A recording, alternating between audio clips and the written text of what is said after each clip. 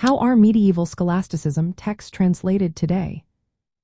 Imagine trying to read a book written over 800 years ago in a language that's no longer spoken.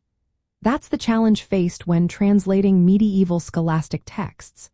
These writings, mostly in Latin, are the foundation of European philosophical and theological ideas from the Middle Ages. Today, experts use a detailed process to bring these works into modern languages. First, they start with a careful analysis of the original Latin.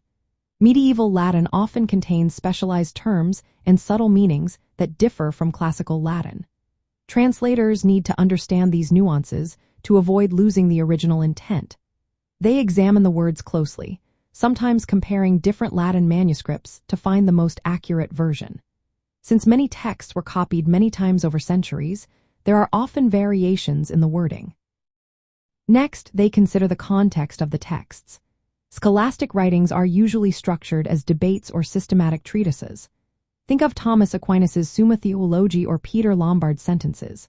These works follow a logical pattern, with objections, replies, and resolutions. Translators must preserve this flow so that the argument's clarity remains intact. They also need to understand the philosophical and theological ideas behind the words, which can be quite complex.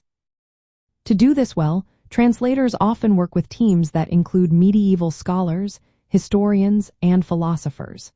They discuss the best way to translate tricky phrases and ensure the meaning stays true. Sometimes, they create glossaries of medieval terms to help clarify difficult concepts. They also look at how similar texts were translated in the past to guide their choices. Once they have a solid draft, they review it carefully. They compare it with the original Latin and with other translations if available. Their goal is to make the text accessible to modern readers without losing the flavor of medieval thought.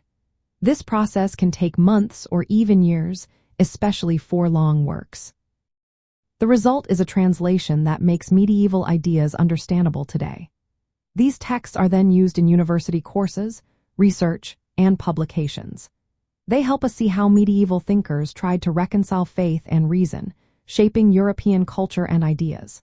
Translating these works is a meticulous task, but it keeps alive the rich tradition of medieval philosophy and theology for new generations to study and appreciate.